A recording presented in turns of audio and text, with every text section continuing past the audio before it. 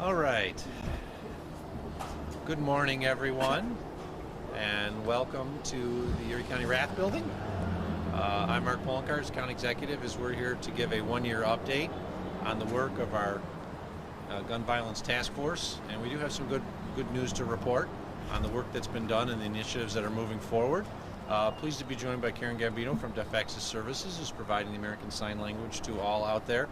We're also joined by quite a number of individuals here, some of whom you'll hear from, including our Congressman Brian Higgins. Congressman Higgins has been instrumental in ensuring that we receive the financial assistance to move forward with a number of these programs.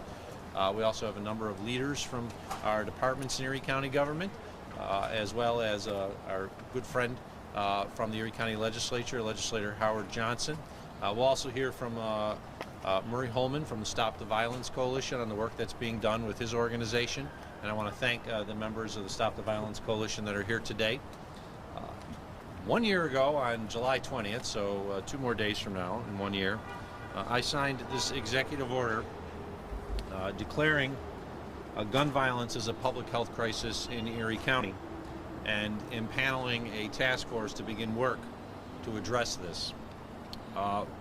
Because of the work of so many individuals, not just the task force, but others that are not here today, including members from the Buffalo Police Department, the Erie County Sheriff's Office, the Erie County District Attorney's Office, we do have some good news to report, at least as a comparison of 2021 to 2022 with gun violence, and that is a reduction during the first 3 months of the year in the number of shootings, the number of individuals who were shot using guns, as well as the number of victims of gun violence. And compared to other urban areas in New York State, we are one of the only urban areas to actually see a reduction in gun violence, as the statistics show.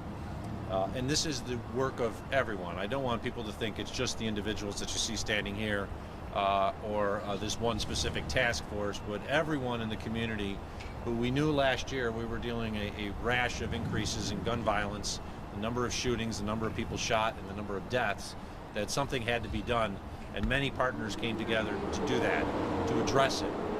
And I really want to thank everyone that you see standing here, as well as all of our partners from across the community who've played a role.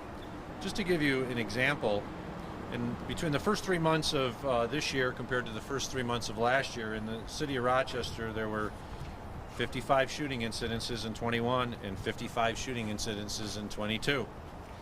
In the city of Syracuse, there were 25 shooting incidences in 21. There were 24 shooting incidences in 22. And in the city of Buffalo, there were 63 shooting incidences in the first 3 months of 21, and there were 39 shooting incidences in the first 3 months of 22. The largest reduction of any urban area in New York State. There are actually other parts of the New York State which unfortunately have seen increases in the number of shooting incidences.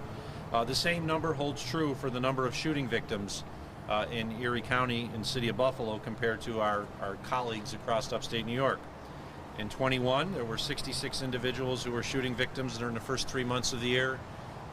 In Rochester, there were 65 in 22. In Syracuse, there were 25 shooting victims during the first 3 months of 21, and there were 25 in 22. In Buffalo, there were 72 shooting victims in the first 3 months of 21, and there were 50 in the first 3 months of 22. And this is an example of our community coming together to say we need to stop the violence, as the Stop the Violence Coalition talks about every day, as well as all the other partners out there, fathers, mad dads, every group you can imagine, because what we understand is that it takes a community to address these issues. And we knew coming out of COVID that there were things that were not being done that needed to be reinvested in to ensure that our community would be a safer community for all. Now, the latest statistics that will come out from the Gun-Involved Violence Elimination Program, which our probation office is very instrumental in, as well as the District Attorney's Office with funding from the federal government through Congressman Higgins, will indicate an increase, of course, in shooting victims, especially for the month of May, because they will not differentiate because of the incident that occurred at Tops on May 14th. But when you do a comparison of other shooting incidences, other shooting victims, this trend appears to be continuing with a reduction in the number of shooting incidences and victims in our community. And it is a testimony for the hard work of so many individuals.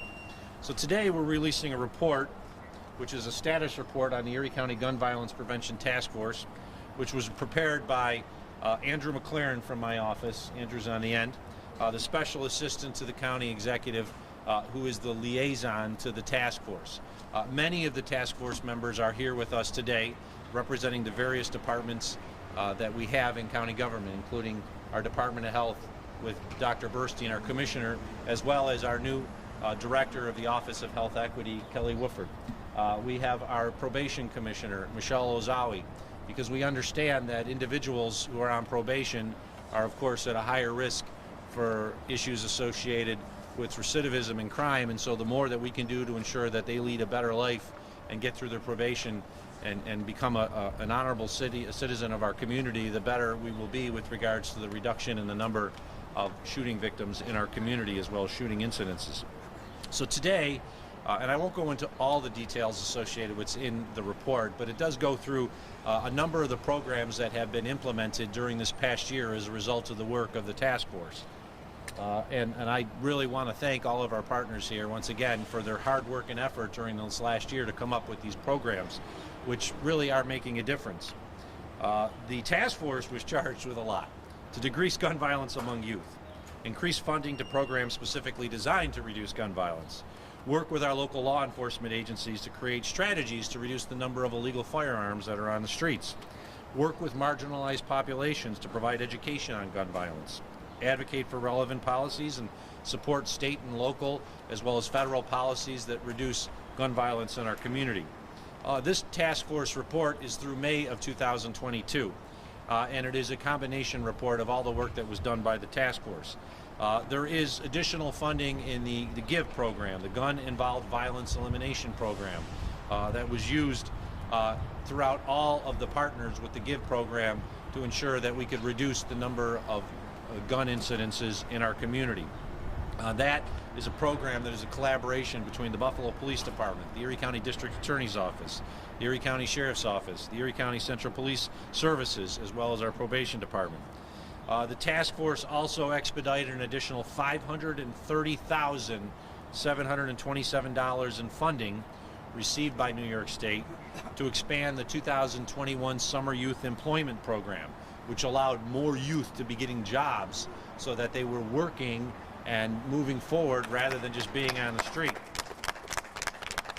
So yes, that definitely deserves a round of applause. We were able, as a result of that, to allow 73 additional youth to engage in a 16-week program above and beyond what we normally do on an annual basis.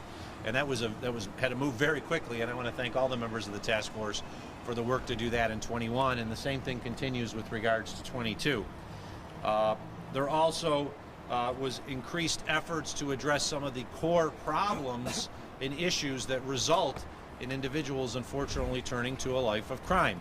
And I want to specifically highlight the work of our Health Equity Office led by Director Kelly Wooford, who's played a much more increased role with regards to the task force than we even imagined early on, because we know that the issues associated with preventing crime in our community is not just about preventing crime, but addressing the social determinants of health and other issues that often affect people, leading them to, unfortunately, criminal activity. So I want to thank the Department of Health as well as our Department of Social Services, which expanded its youth anti-violence program in this year to ensure that we're continuing to address this.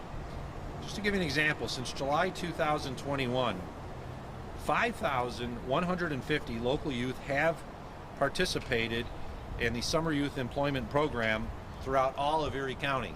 And that is a tremendous increase in what we saw in the past.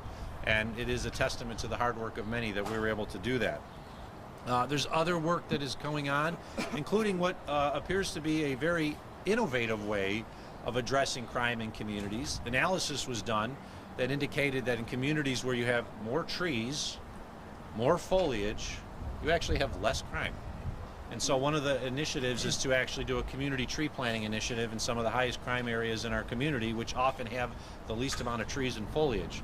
So I want to thank the members of the task force for looking at the data on that and coming up with ideas. We're also going to be working in the future with the University of Buffalo School of Social Work to do an environmental scan. We're actually partnering right now with them. They're doing the work to analyze this, to integrate the mapping of gun violence hotspots with the mapping of resources and other assets that exist in the community.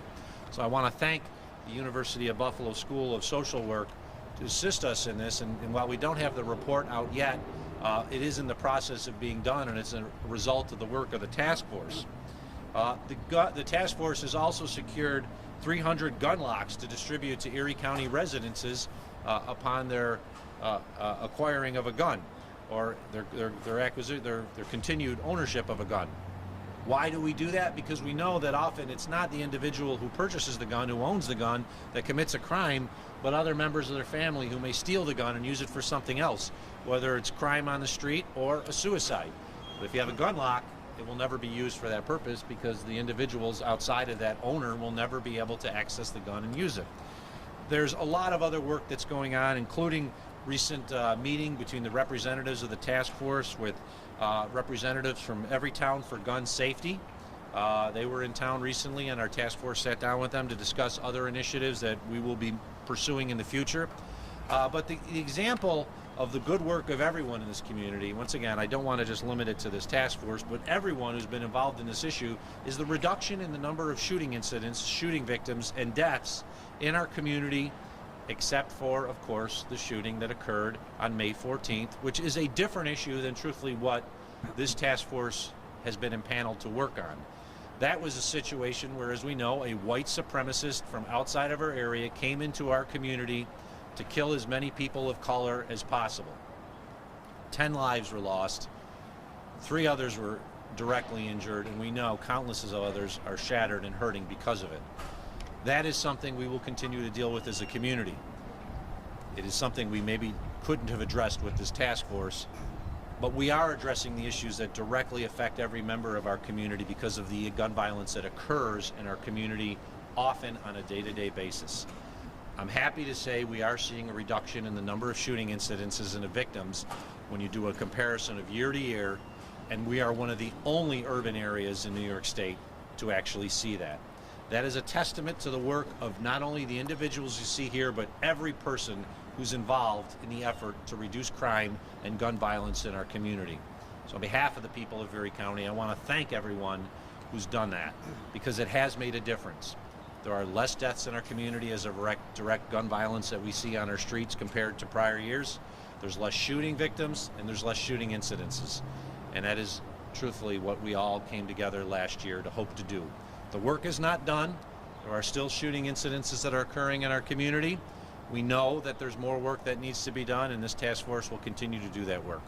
But on behalf of the people of Erie County, I just want to thank everyone here for your continued good work, and it is making a difference in saving lives in our community, and that is something that we can all be proud of. Thank you. With that, I'd like to turn it over to our great Congressman Brian Higgins, who's been instrumental in ensuring that we receive the assistance from the federal government and work with our federal government agencies to address gun violence in our community. Mr. Congressman. Well, once again, I want to thank our County Executive Mark Poloncarz for having the presence of mind to pull this task force together for the purpose of addressing a problem that's pervasive and growing. Almost 9 weeks ago, as Mark had said, a premeditated attack on a very important part of our community occurred and took 10 very, very good people, ages 32 through 86. They were mothers and fathers, they were grandmothers and grandfathers. They were a retired school teacher and a retired police officer. I often hear it said that the way to stop a bad guy with a gun is a good guy with a gun. Well, in that supermarket, there was a good guy with a gun, Aaron Salter Jr. He was a 30-year veteran of the Buffalo Police Department, and while he saved people, he couldn't save more because he was outgunned by the bad guys. That is a flaw in the bill that was signed into law last week, the Safer Communities Act. The other issue is comprehensive background checks. As we know, 90% of the American people support them. Some people just shouldn't have guns. It's not a constitutional issue. It's a public safety issue. It is not ideological. It is commonsensical. But the work of this task force over the past year has dug deeply into finding ways to mitigate gun violence. The Centers for Disease Control and Prevention now says that the leading cause of death for children in America is gun violence. Who are we as a society if we can't stop that and significantly improve it? The work of this task force, the leadership of our county executive, the leadership of Stop the Violence Coalition, the trusted messengers who are doing the hard work in the neighborhoods, on the streets, working together, are going to make a big difference. And the federal government will be with you to provide necessary funding for all of these mitigation efforts toward the goal that we all share, and that is reducing gun violence in Erie County, in the city of Buffalo, the state of New York, and in this good country. Thank you, Mark. Thank you.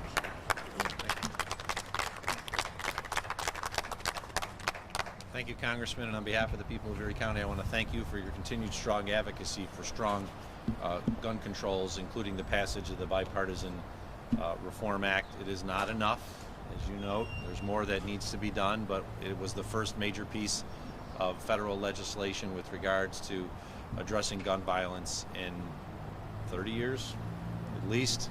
So it was a great start, but as we know, there's more to do, and I know he'll be fighting for that in Washington. We are joined by my colleague in Erie County government, legislator Howard Johnson. This is a very important issue for Howard because not only is he a legislator who has to deal with it sometimes with individuals in his district, but he himself was a victim of a gun violence incident years ago. So he can speak from it better than most about the impact of gun violence and why the work that we're doing is making a difference. Legislator Johnson. Thank you, County Executive. Today what you see here is a collaborative and intentional approach to reduction in gun violence. As the County Executive said, yes, I was a victim of gun violence back in 2008, so I can relate to the, someone being shot, someone being hurt by these things. I'd like to thank the County Executive because I was standing here with him last year when he declared gun violence a pandemic in our community, and we brought the right people together. I want to thank our violence interrupter groups like the Peacemakers, Mad Dads, Stop the Violence for the work they do, because they're actually boots on the ground who are actually out in the community talking to the folks, encouraging folks to take a different approach to handling difficult and tense situations. I want to thank you guys for it. What we see here today is just a start. We understand that there needs to be more, and more will be done. I'm committed to continually working with the task force and with our administration and with our violence interrupter groups to ensure that that happens, so we can see those numbers reduce in greater volume. Thank you.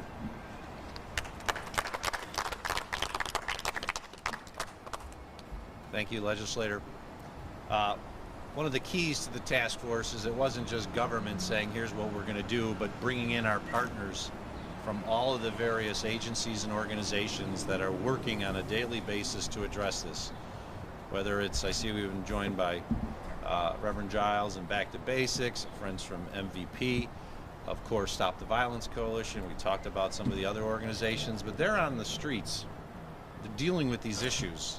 Being the person who's often talking to a gang member or an individual who's potentially thinking about engaging a criminal act. And they're the ones who are making truthfully the biggest difference, because they are helping on an everyday basis to stop crime in our community by giving people another opportunity to advance themselves through a job, but also saying, hey, we've been there. We know what you're going through, but there's a better life. There's a better way to do it.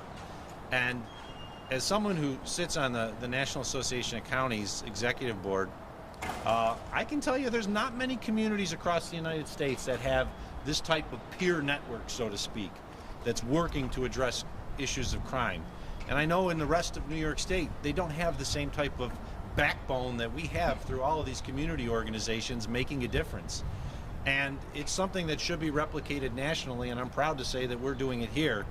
And it is my pleasure to introduce to the podium right now, Murray Holman, who's been fighting this issue for many years, but being truly one of the main leaders in our community, and someone that people understand and respect across our greater community, because he is not afraid to do what is necessary to address these issues, putting himself and everyone else here, they are putting themselves sometimes at risk, dealing with very hardened individuals, but they're making a difference. And on behalf of the people of Erie County, I want to thank once again all the members of the community organizations for making a difference. You are saving lives. And with that, introduce and allow Murray to say a few words on behalf of the efforts that they're doing, which is truthfully creating a safer Buffalo and Erie County for all. So Murray. To God be the glory. First, we want to give God honor for allowing us to come here and to be in this place. But one thing we want to make clear is our organizations, our collaboration of organizations, we have a task in front of us to get things done in our community with the help of the county exec and my good friend, Mr. Brian Higgins, as alumni from South Park. I had to push that out there, but when the county exec called me during the COVID and said, what can we do to help? There was no red tape. It came out. He said, let's put it together. He allowed his whole staff of the county to come forward to meet with us, with the Urban League as well, Stop the Violence and Peacemakers, to figure out how we can get past the red tape and make it happen.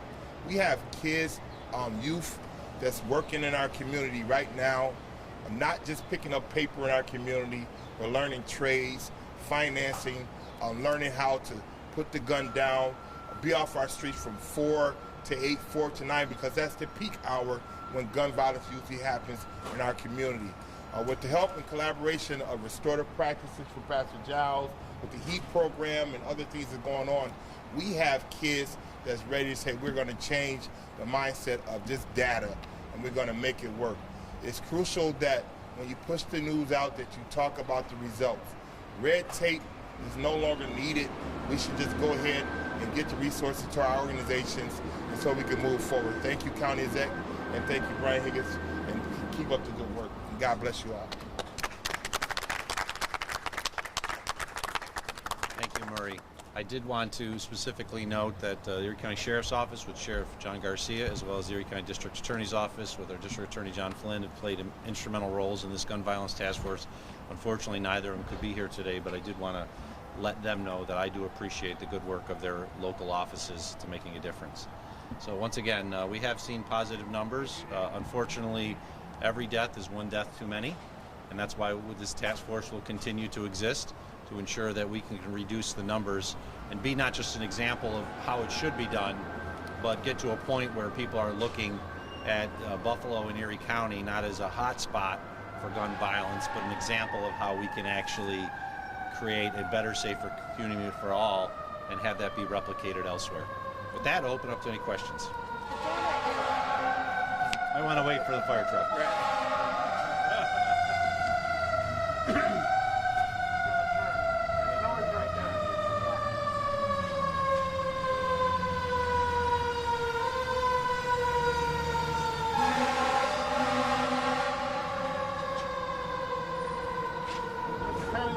Well, let me go with Sandra first. She actually had the question. The data in your report, when you're comparing year over year, it's like 3.5 months old by now. So I'm just wondering, do you have any way of knowing whether, if you were to look at even more recent data, inclusive of the May 14th shooting, whether gun violence numbers are still going down, and is there any way to get more recent data?